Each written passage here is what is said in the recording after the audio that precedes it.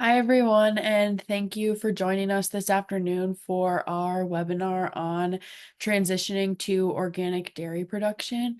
We are excited today to hear from Brad Heins, a professor of dairy management at the University of Minnesota's West Central Research Center in Morris, Minnesota.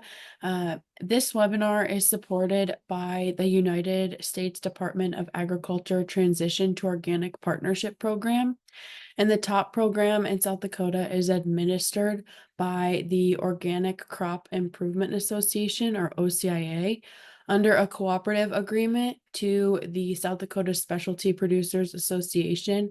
And it aims to support farmers in transitioning to organic. Today, we have 1 hour and 5 minutes set aside for this webinar, and we'll have time for questions at the end. So I'm Brad Heins. I'm a professor of animal science and organic dairy production at the University of Minnesota. I'm located at the West Central Research and Outreach Center in Morris, Minnesota. So I'm in the western part of the state, uh, pretty close to the South Dakota border, and where we have a research herd there. And we have actually an organic dairy herd where I do a lot of my research and extension programming. Kind of gives you an idea. Our grazing season is from May to October or November, somewhere in there. And then we obviously have a winter time where we are feeding cows as well. We also have a low input conventional herd, mostly grazing, and one day we may transition that herd as well. We don't have quite all of our land transition to organic production yet. This is an overview of our research center. We're actually about 1,000 acres. We have 400 or 500 acres of pasture. We can see a lot of our pastures for milking cows, for heifers. And then we have about 300 acres of certified organic land. And then we have about 300 more acres that are in transition to organic. So our research center will be about 1,000 acres of organic land. Kind of an idea of our cows. We have about 120 cows in our organic herd. They have about 45 pounds of milk, so a little bit less milk than our other herd, but still high fat and protein as well. Kind of an idea of what the nice summer looks like when the grass is green at our research herd and all of the cows are on pasture for our dairy herd. One thing, uh, an idea of about organic production is obviously the milk price. Right now, our organic milk price is close to $35 a hundredweight. You can see our conventional milk price is obviously quite high, about 25, but this is across the last 10 years. Organic milk price kind of fluctuates as well in the spring and in the summer. It goes up in the winter time and goes down in the summertime. So you have a little bit of volatility based on winter and summer. One other consideration before I get into some of the ideas about transitioning to organic dairy production is feed price. This is organic corn price, and you can see the average organic corn price is somewhere around $9 a bushel. So it is a little bit higher than conventional price. Organic soybeans are high as well. The 5-year average fluctuates between $17 and $25. So early on, the idea is right now we're probably around $18 a bushel for organic soybean. So some of the cropping corn and soybeans can be quite high. So a little bit about organics. Obviously, it's a production system, and that's managed to respond to site-specific conditions. And it includes biology, mechanical practices, and basically we want to promote ecological balance and have biodiversity. This is sort of the definition of organic production. So what is organic dairy? Well, organic dairy animals have to be certified by an approved USDA agency. All of the feed must be 100% organic that is fed to the animals. There's healthcare requirements, no antibiotics, no hormones are allowed. Pasture is mandated, so you have to get at least 30% of your dry matter intake for 120 days. And we'll talk about this in a little bit as well. Housing must allow for the freedom of movement. And you have to have a lot of records. You must maintain a lot of records on feed, health of animals, ID of animals. There's a lot of record keeping. Sometimes it can be daunting, but we'll talk about some of that. But really, prevention is probably the key to organic dairy production. So in transition to organic dairy production, obviously the farmers must follow the National Organic Program of USDA. And there's rules for crops, for livestock products to be sold or marketed as organic. And prior to selling these products, obviously with a dairy production system, if you're selling your milk into a milk market, you have to have a certificate that says that you have been certified through an accredited USDA certifying agency. So the certification process, you have to be accredited by a certifying agent. There's many certifying agents all over the United States that can be wherever people may be located. There's multiple agencies in the Midwest here.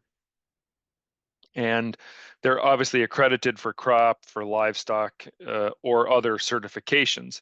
And the website there lists a lot of the certifying agents that you can see whatever you might be interested in certifying. Now, this was a nice example that I have from MOSA Organic. So our organic dairy at Minnesota here, we're a MOSA certified organic dairy. And this kind of schematic gives you an idea about what the certification process is. And this would be followed by all of the certification agencies. If you're certifying, obviously you want to contact the certifying agency first, and you would complete forms based on your organic systems plan. Then you would submit that application to the certifying agency. They have an initial review of what's on your organic systems plan. They might resolve any concerns that they have. Obviously, you have an inspection that happens, and there may be some things to look at there. And then there's a final review by the certification agency, and then you're provided with a certificate. And this really happens once a year. So you kind of go through this. If you've changed things on your operation, you still go through some reviews, you have an inspection, there may be some things for improvement or concern that you have to answer to the certifying agency, but you go through this process once per year.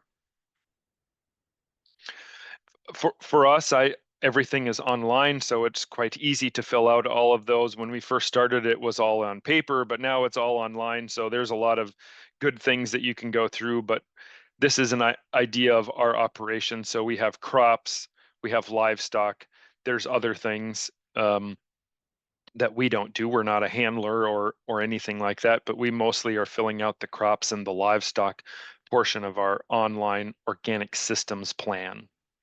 And I'm actually in charge of all of the organic certification, so it's my job to go through all of that as well. So when we start making the transition, obviously the dairy needs to be managed 1 year as organic prior to the products that are certified. So you have to be in 1 year of organic management to do that. And usually a dairy herd and probably the last the last year of transitional pasture can be completed simultaneously. So you don't have to wait. And then because the land has to be certified as well, and that's a 3-year process. So the last year of pasture can be done simultaneously. All feed must be purchased during the last year, must be organic. So that's one consideration, is that during that last year of transition, you must be feeding organic feed to your livestock, but you are not receiving organic price for your product yet. And only one transition is allowed, so you can't transition more animals once you've already transitioned. You must produce your own livestock or purchase certified organic animals. So there's not a continuous transitioning of livestock in a dairy operation. So obviously here animals can't be rotated between organic and non-organic, and they must be fed, like I said, organic the last year prior to production of organic milk. And all animals must have access to the outdoors. So this is a nice spring day of our cows on pasture, and early spring when we've turned them out to grass. But you also notice our calves in the upper right, they have to have access to the outdoors as well. They can't be confined for long periods of time. So these animals are accessed, are able to be outdoor housed in the winter time as well. Yes, in Minnesota, we have snow and snowstorms, and these cows have access to the outdoors, and they chose to go outside and eat during a blizzard. So you have to have outdoor access, and the animals have to be allowed the freedom to use that. And on a day like today, these cows have chosen to go out and eat as well. So it can happen, but you can't confine them. They have to have access to the outdoors. So what about the land? We talk about land certification as well. So the land must be certified organic, and you must document that you have not used any prohibited inputs on the 3 years before it's certified. So no herbicides, no pesticides, no GMO crops, no GMO seed, as we talk about here in the next point, no treated seed, no fertilizers. So there's lots of rules and specifications for certifying the land, because you have to certify the land because those cows have to be consuming organic field or feed. But you don't have to certify all the land at one time. Some farmers certify a portion of their fields, and then they add fields later. Just as we have done, were first certified, or we first started our transition in 2008. So a long time ago. Our dairy herd became certified in 2010, and we have about 300 acres in transition now in 2024. So we have gradually transitioned acres across time as well. You also have to keep track of all of your seeds that you use, whether it's, and this is a seed table from our herd this last year where we have alfalfa. We list a lot of the information. We have to keep the seed tag. We have to keep the receipts that we used. We have to know how much we purchased, how much we planted for all of our seed. And this is for some of our crops that we're raising: alfalfa, oats, the fescue, and the grass. That's pasture mixes. So we want to know how much, if we're reseeding some pasture. And then we have different corn that we're using for some of our land. The one towards the bottom, the second to the last on the bottom, that was planted in transitional land. So we have some cornfields that are in transition. So we have to keep track of all of our transition land as well with our seed table. So we have to be able to keep track and track all of our seed use.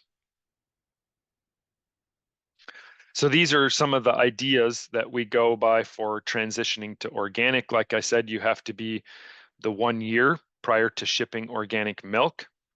You have to have certified organic feed that you've either purchased, which can be expensive, or you can grow that yourself but the land has to be certified organic as well. So they're kind of separate. The land is separate from the cows, but you want to do them in tandem to be able to, once you're able to sell your organic milk or organic products, everything is certified, the land, the feed, and the cows all at the same time. If you think about slaughter animals or animals that go to market, there is an organic market for organic cull cows, especially up here in the upper Midwest. You can get a premium for organic cull cows, and they must be under management, organic management as well.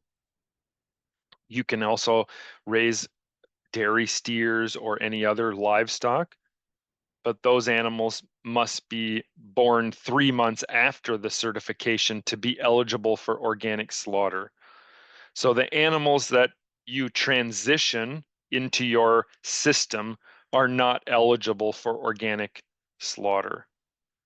After you have become fully certified organic, then those animals are allowed in for organic slaughter to a market.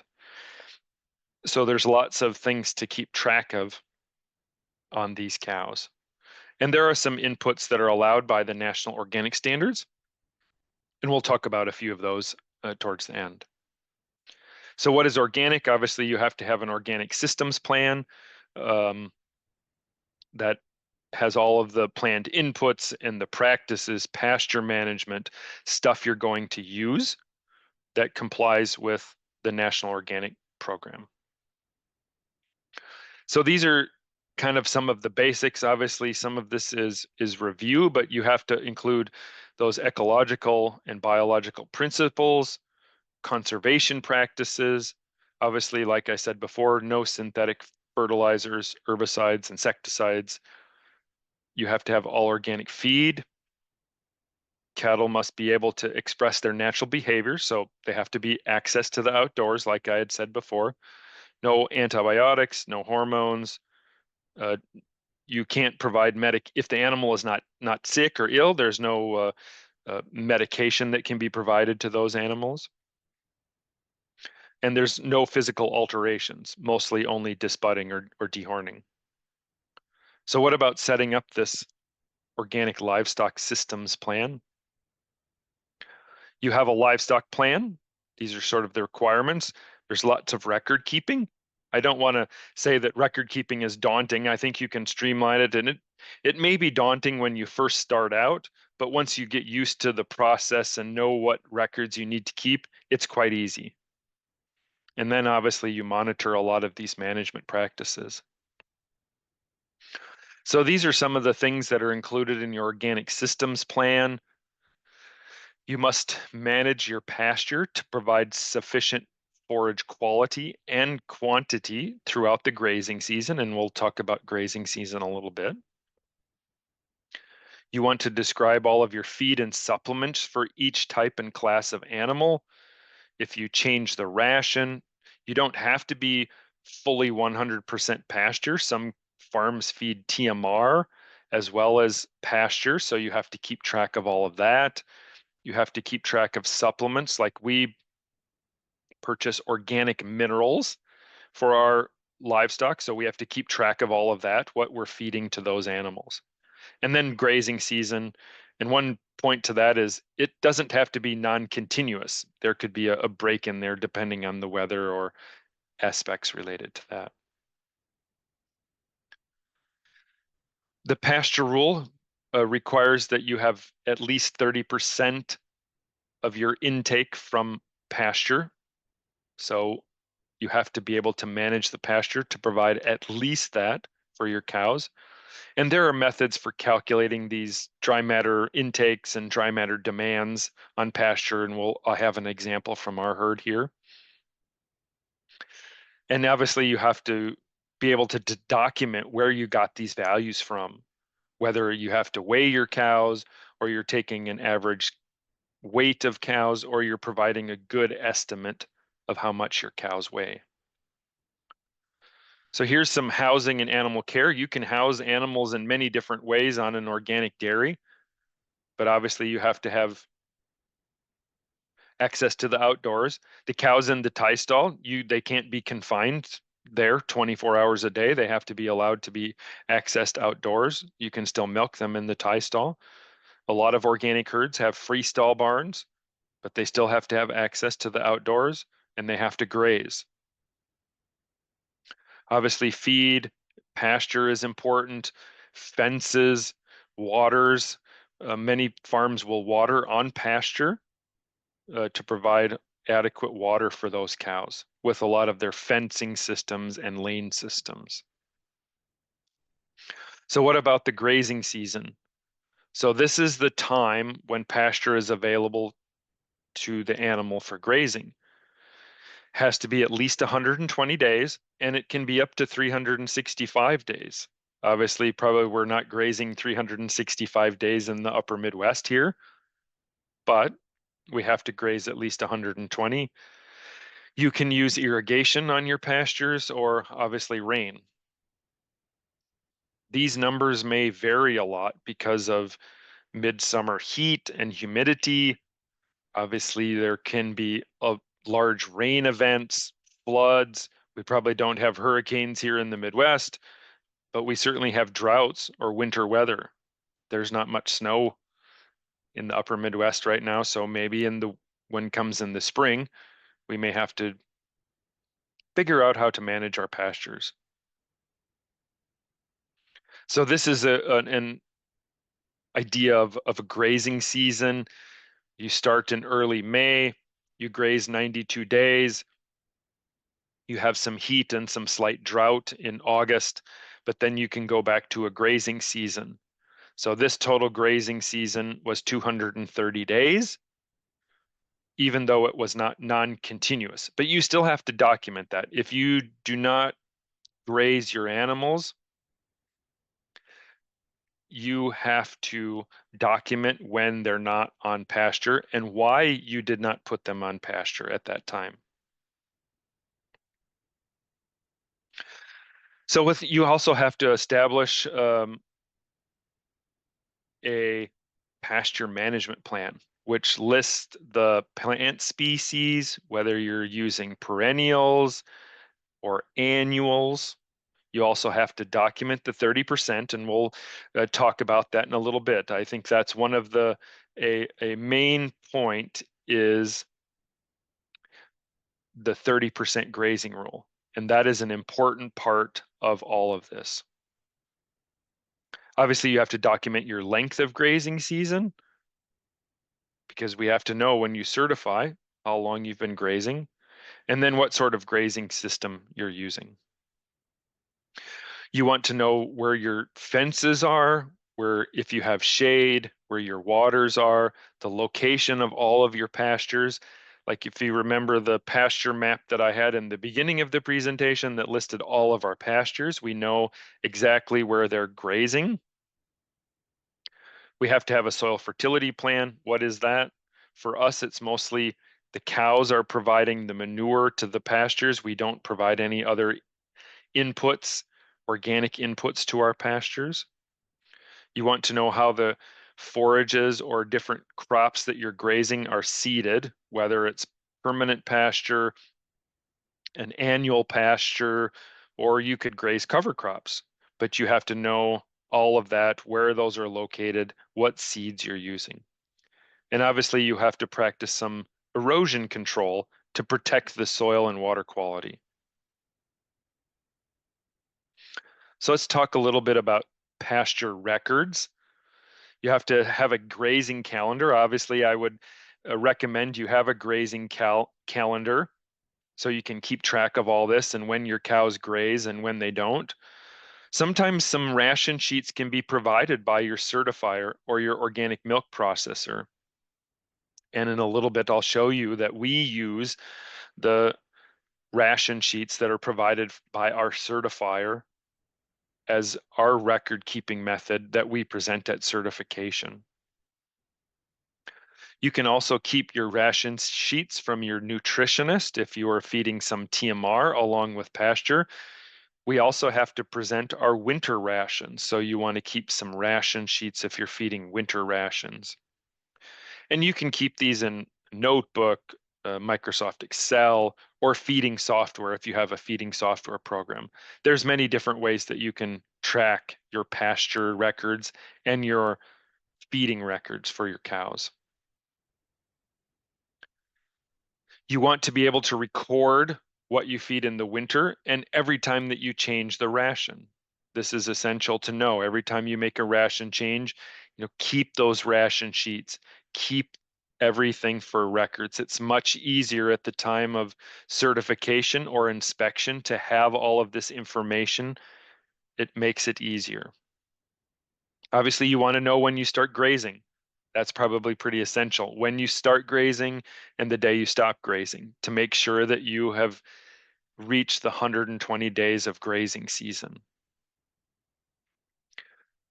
And if you feed the same ration throughout the entire grazing season, then you don't need to keep writing it down and keeping track of it. So a lot of farms tend to use that same ration throughout the season, so you don't have any issues with remembering, oh, that you're changing the ration every week. So what about calculating dry matter intake for your animals on pasture? Well, you have to determine your animal groups that are over 6 months of age. So animals that are over 6 months of age all must be grazing, and they have to all get 30% dry matter intake. So you want to determine the length of your grazing season, whatever that may be, and you calculate the dry matter intake from pasture for each group. So if you have lactating cows, you can use it for breeding heifers and for young calves. So you have to calculate it for each group of animals. And you want to be able to recalculate that for each time you change the ration. And then you average it over the grazing season. And then you check to see if you've made your 30%. So here, these next couple slides, this is an example of our dairy for our lactating organic herd from the last year. So on the left, you can see we started grazing on May 20th. This particular ration, we went until August 4th. That was 76 grazing days. So these are the ration records that I use from MOSA, our organic certifier. So that some of those numbers are calculated for me. The dry matter demand is 40 because our average body weight of our cows is 1,325 pounds. I assume that those cows consume 3% of their body weight in pasture, which is 39.75 or 40. So that's how I've calculated out. So that's what my dry matter demand is for our cows. In this particular ration, we just fed organic minerals, so which meant these cows were on 100% pasture. So they were kind of a grass fed, but they were getting minerals. So they each got about 1.5 organic minerals per day. And this calculates out for you based on the dry matter demand. And for that period, those 76 days, we had 96% of our dry matter intake from pasture. And then as the summer went on, we changed the ration. In August, things started to dry up. We started feeding some dry hay and some organic corn to our cows. And this was about 63 days of grazing. And during that period, we were at 37% of our dry matter intake on pasture. So we went down considerably a lot from 96 to 37. And the last part where I changed the ration again on October 8th. That is when we stopped grazing. So this is our ration, organic minerals, haylage, dry hay, corn, and corn silage. And you can see basically we're getting nothing from pasture. So this is a full winter TMR ration. But you average it out across that time period. It gives you a nice summary at the end. You can see that our total grazing days was 139. So we've made past our 120-day grazing. And our average across the grazing season was 69.6. So about 70% of our ration across this time period was from pasture. So yay, we're above that 30% mark for grazing. Now, this is how we manage our herd. Every herd is different. You might be right at 30% the whole summer. And there have been some summers where we have done that. If you have drought or not much rain, in 2023, 2022, we were right at 30% because we were trying to conserve a lot of our pasture. So what about walking the 30% line? How do you manage that? Well, you can either extend the grazing season. You could graze, if you're running out of feed and you need more, you can graze hay fields. You could graze corn stalks. You can use summer annuals. You could use turnips in the fall to help extend that grazing season to get more feed. Or you have to add more pasture. So you can't just say, oh, well, I can't make the 30% mark. Well, you either have to add more pasture or reduce your animal numbers. That's the only way around that. So you can't say, oh, well, I didn't make it this year and it's okay. Well, it's not okay. You have to reduce animals or add pasture to make that 30% mark, make it work. It's an important reminder is always check with your certifier to make sure your records will meet their requirements. So I wanted to go through a few things of challenges of producing organic milk. Some of these are obviously repeat, but they can be a challenge. We'll talk about some health things. Obviously, no antibiotics, no dry cow treatments. There are some organic dry cow treatments that you can use that are certified organic, but nothing with antibiotics. No hormones, like I said, 100% organic feed. You have to use outdoor access, pasture requirement. There are other products, maybe such as Orbiseal, things like that, that are used in the conventional market that are not acceptable. These are some of the challenges that farmers face when looking at organic management is more management time is needed. Obviously, now you're fencing, so you have a lot of fencing to do for these livestock and lots of record keeping. Some farmers express fewer health products are allowed, and there might be a higher cost for feed, seed, and fertilizer. Some of the other challenges that they face, um, open housing, access to the outdoors. There's probably less information available on organic dairy production, but obviously this is always changing. There's a lot of people out there to help, from milk processors to universities like us, extension, certifiers, you name it. Some people say the cost of certification is a barrier, and that can be, the cost can have a big range. And then record keeping obviously has been a suggestion as well. So again, this is our herd out on pasture, nice green grass in the summertime. So what about some treatment options?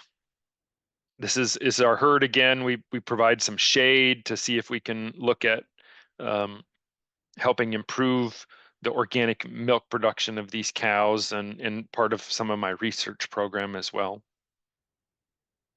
This is our inventory of our products that we use for our organic dairy, and we have to keep track of all these. You can see some of them are like a phytomast, that's an organic mastitis treatment. We can use flunixin, which is banamine. We use all of our vaccines, which is ScourGuard. We have bovidine, which is our teat dip, so we have to keep track of all of our teat dip that we use.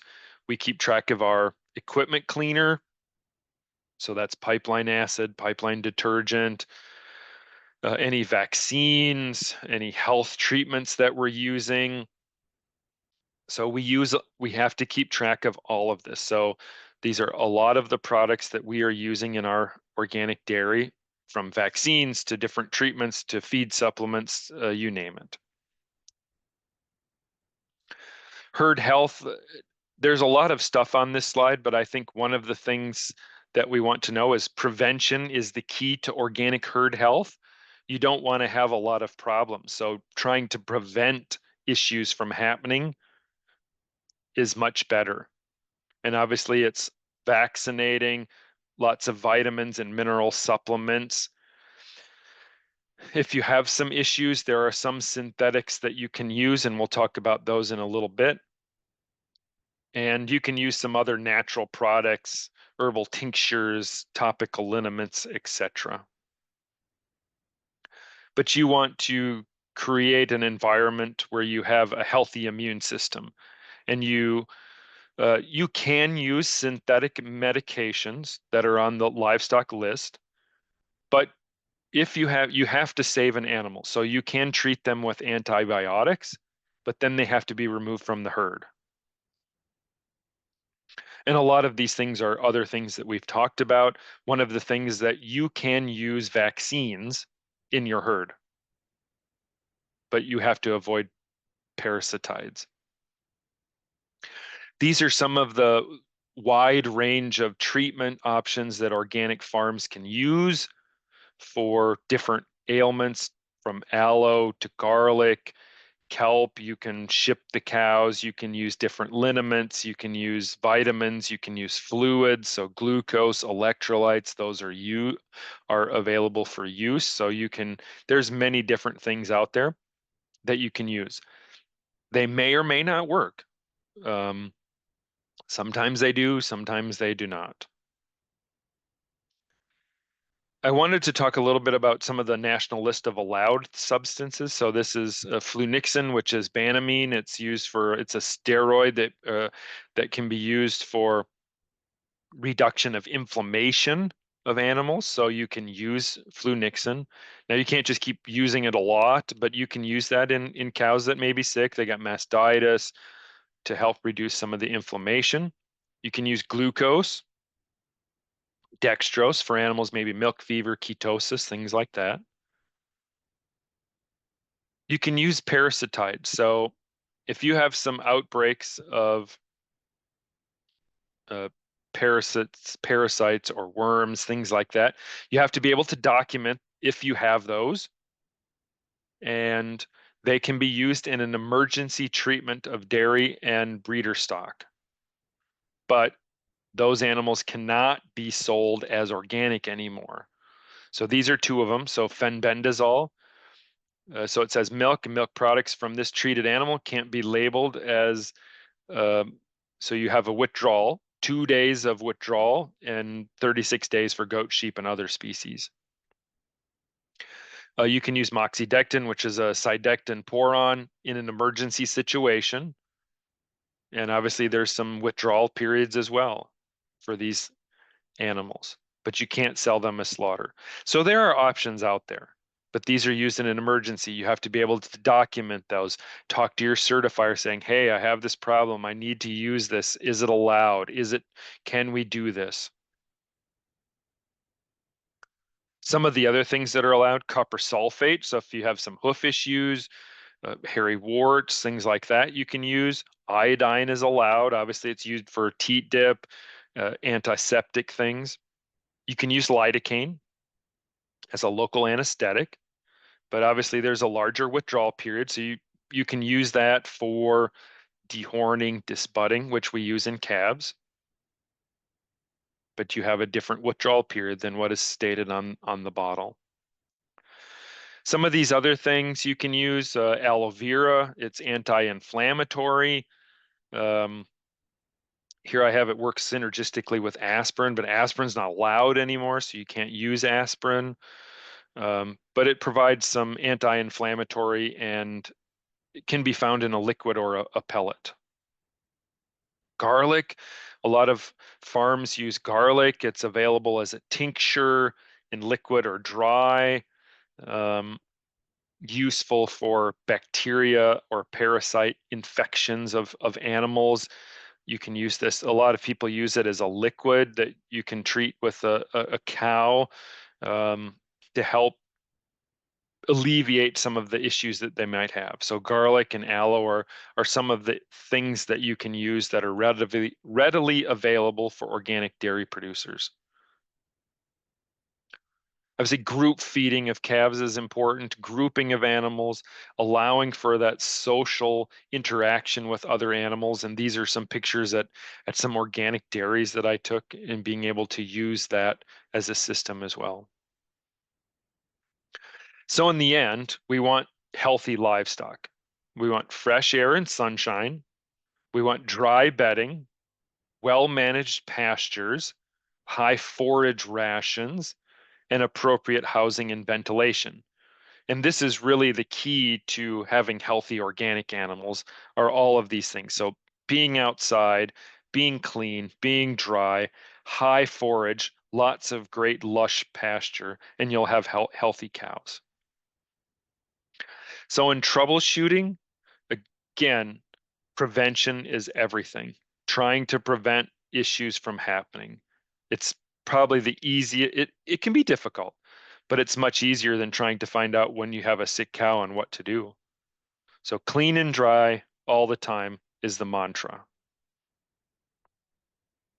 And remember, always check with your certifier to make sure your records will meet their requirements and everything that you're doing is okay with your certifier. Can't stress that enough. Please check with your certifier on a lot of these different aspects. And again, the Plains Top program is a great way to be mentored into transitioning to organic dairy production or any other organic production. So there's lots of information on the Plains Top website that you can see. The last slide I have here is organic certification cost share. So if you're concerned about the cost of certification, you can get a certain percentage back, about 75%, maximum of about $750 on your organic certification fees. And this is through the USDA. You can do it through your FSA office, some other agencies in Minnesota Department of Agriculture does it, FSA does it. There's many ways to do that. So we shouldn't let the cost of certification be a hindrance because you can get some reimbursement or cost share back for that. And with that, if you ever want to know more, I know I went through a lot of stuff in a short amount of time, but please contact me in my email, give me a call, and we can help discuss some things on organic certification that you might have. And with that, I think I'll turn it back over to Morgan, or Angela's got some things as well. So thank you. Yeah, thank you, Brad. I think you covered a lot of what I was going to share as well. So I think, do we have any questions, Morgan, at all? Not yet, but Brad shared a little bit about the TOPS program and the mentorship, and Specialty Producers doesn't actually offer the mentorship piece, but do you want to share a little bit about the technical assistance? Yeah. Yep. So the South Dakota Specialty Producers Association offers technical assistance to producers. We're available 5 days a week for phone calls or Zoom calls. I'm the primary individual that's contacting and working with the farmers across the state that are transitioning to organic. We also have other opportunities to engage through field days and conferences and things like that. So while we don't offer mentorship specifically, we do have the ability to meet also on site. We have a number of those, so producers can call. Our phone number is 605-624-1966, or they can email the organic group directly at sdspa.organic.gmail.com. Yeah, there are no other questions in the chat at the moment, so I don't know if you had anything else that you wanted to add. Brad, you may have mentioned it, and I may have missed it because my computer was kind of going in and out on internet connection, but what markets, or where are the markets primarily for your milk? Yes, that's a good question. One consideration you have before you transition is you want to find your milk market. Here in the Midwest, there are different options. We are an Organic Valley dairy, so we sell our milk to Organic Valley. That's a very strong co-op. They're always looking for more farmers to transition. So if you're interested, you should contact Organic Valley as well. There are some other producers or groups, Horizon Organic. There's some smaller markets in Minnesota, Wisconsin, Iowa, different that will take on some producers as well. Those are a little bit more difficult to find, sometimes word of mouth, but Organic Valley by far is the largest here in the Midwest for that type of. But yes, you want to be able to find an organic milk market as well to do that. Great point. Do you know, Brad, the milk that, that they pick up, is it going to a local processor or to Wisconsin? Do you know how far it's being trucked? Is Sure. it So state? Is my a good point. So there are for our dairy, it's going into Minneapolis and St. Paul. So there's a few organic dairy herds in South Dakota along the Minnesota border. So they're picking those milk up, coming to Western Minnesota that goes into Minneapolis to an AgriPure plant where it's processed there. There's plants in Wisconsin, some in Iowa as well. So it just depends on where the farm is located to be able to get to that processing. But there's many different places around. It's an excellent presentation, Brad. Thank you. That was Yep.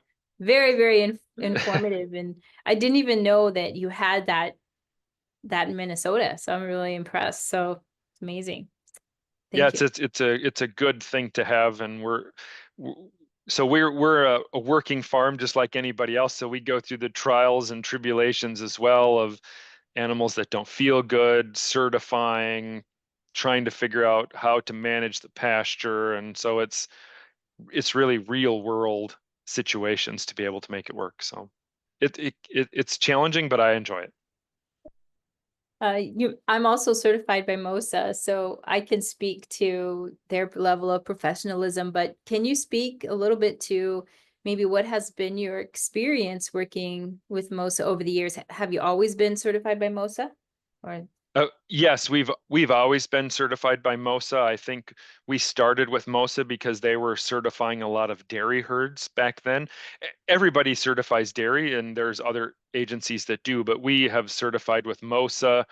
They were really good to work with. They're still good to work with on paperwork. If we have questions, we can call them and get an answer within that day or a few hours or right away. So they're really good to work with. They have knowledgeable people there.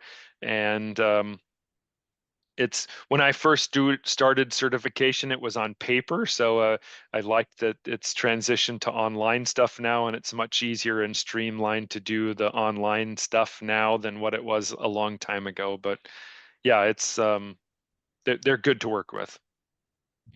We do have one question in the chat. Someone's wondering, how long is the milk allowed to be stored in the bulk tanks or the trucks? Good question. So I think you have to allow storage you have to have enough storage for at least 2 days and up to 4 possibly, depending on the weather, for milk. But within 4 days, somebody has to pick your milk up. And some of that is a federal milk marketing laws. So, but you have to have ample storage in case it's a weather, and we've had that before. It's like, well, we're having a blizzard today, milk truck can't get it. Okay, we'll try and get there tomorrow. So you have to have enough storage to be able to do that. Or frankly, you're dumping milk and you don't want to dump milk that's you're getting a good price for. So, but yeah, within a couple days, you can only store it for just a few days. okay. Brad, I have another question. How often do you have inspections? About what time of the year, and how long is the inspector on site? So we have an inspection is once a year for us. Obviously, that's when an inspector comes on site. But we also have a pre-inspection, so I have to submit our initial review of what we're going to do for the next upcoming year. So for me, that's due February 1st of this year. So in a couple weeks, I have to update my organic systems plan, say, okay, these are the fields that we're going to plant to corn or alfalfa, etc. and submit that for an initial review. Our organic inspection is typically in September, October of every year. So the inspector comes out, they're there, depending on the year. This year, we were a little bit longer this year because we're transitioning a lot of land and we have a lot of different records to do, but it's maybe 3 to 4 hours on site. So sometimes it can take longer depending on how you're transitioning land or if you're starting out new, things like that. But that's typical how long it will take. When the inspector's on site, what areas do they look at? Good question. So we go through all of our records. So record keeping cows, they go see the cows, they go see all of the animal groups. If they're on pasture, they check out your pastures, look at your barns, look at all of our crop fields to make sure, like our croplands are surrounded by conventional farms, so we have to make sure we have adequate buffers. So they want to go check all of our buffers, things like that. So there's a lot of different things that they're looking at, and not just the cows. They're looking at the land and all of that go along with it for the inspection. Can you just talk a little bit about the fee structure with MOSA? You don't have to like maybe speak to the exact amounts, but how does the fee structure work and how does payment work and reimbursement? So good question. So the fee structure is really, it's based off of how much product you sell, or the dollars, the income that you receive from organic products. So if you're a smaller dairy, obviously you're going to pay less in certification fees. For us, we're 120 cows. All of our income for our organic operation is based off of milk sales and cull cow sales. So we're not selling we don't sell any of our crops. But that really puts us in a high tier level because of the organic milk. Our certification fees are somewhere in about $2,500 a year for a 120 cow dairy. So everything is based off of the income that you receive from your organic sales. And is it true, Brad, that there's also an inspection fee that's charged separately? Yes, that is correct. So there's an inspection fee that is charged separately. I think it was about $350, I think, that when we had our certification here a few months ago. So there is, you could say, for our size of dairy, $3,000 a year in fees. But again, we also can apply for that certification cost share, so we get $750 back. So that it helps a little bit to take that off. Good. Yeah, a lot of folks haven't experienced an organic inspection, and that can be very daunting for folks who've never worked with an organic inspector. It's like, whoa, I got somebody coming in looking at all my stuff Right. and my And records. Right. And I should say that the organic certifier is not there to decertify you. They are there to help you. And if it's like, oh, well, you need to provide some of these records next year, they're very helpful in ways to be able to determine that. I don't think anybody doesn't want you to not be certified. So they're there to help you and make sure that things go seamless and smooth into the future. So Mhm. Yeah, for the most part, I've had really good experiences with inspectors, even on my own farm. So I think right. you're right. It's more, they look at it more from a perspective of, I think, how can we help you to be, successful in your operation versus being punitive. But I have had a few non-compliances. So maybe you can speak, what is some of like you can get non-compliances within organic. You talked about some of the challenges that, an organic dairy as a whole. What are some things that, on site there that you've kind of can speak to a couple of challenges that have come up recently? I know weather is playing a huge part in droughts and floods and all that fun stuff. Right. So, Weather is probably the challenging part for us. To sometimes it's like, oh, how do I make this 30% pasture rule 120 days work? And there have been some years where I have tried to stretch it out. We've sold cows, and I'm like waiting to get to the 120 days, and then it's boom, stop. We're done. We made it. We made 120 days, and we're moving on. I would say that the pasture rule is probably the biggest thing. One of the other issues I probably didn't mention too much is organic bedding. So if you bed your cows with straw, it has to be organic straw. It can't be conventional straw. So trying to find organic certified bedding is always a challenge. Or if you're using wood shavings, it can't be from treated wood, things like that. We've never had any non-compliance issues at our dairy.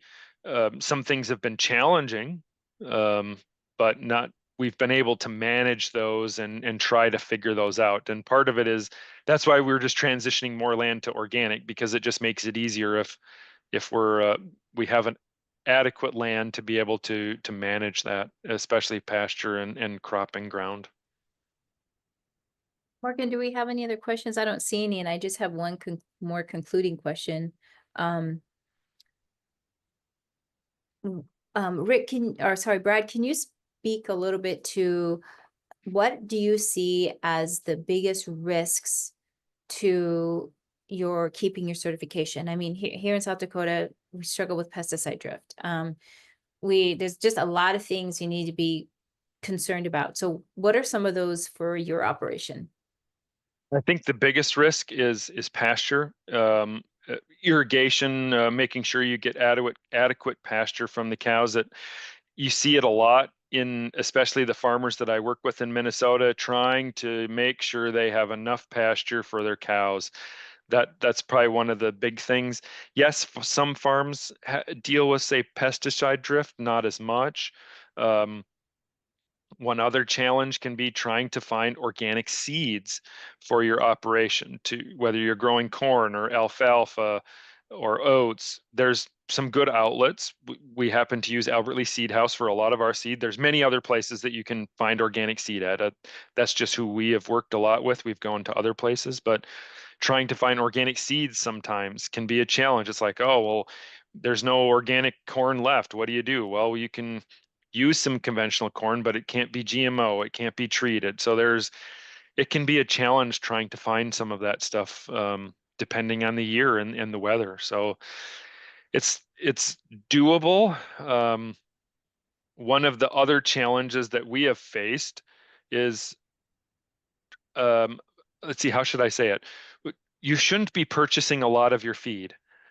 Or you will go broke really fast. If you want to be organic livestock producer, you should be able to grow most of your own feed, because financially it's very difficult to be purchasing organic feed because it's at a premium, and that can be a challenge. And we've faced some of that in the past. When you got a drought and you have to buy really expensive organic feed, it's like, oh, that's not good. It really hurts financially. So the more you can grow, the better off you'll be.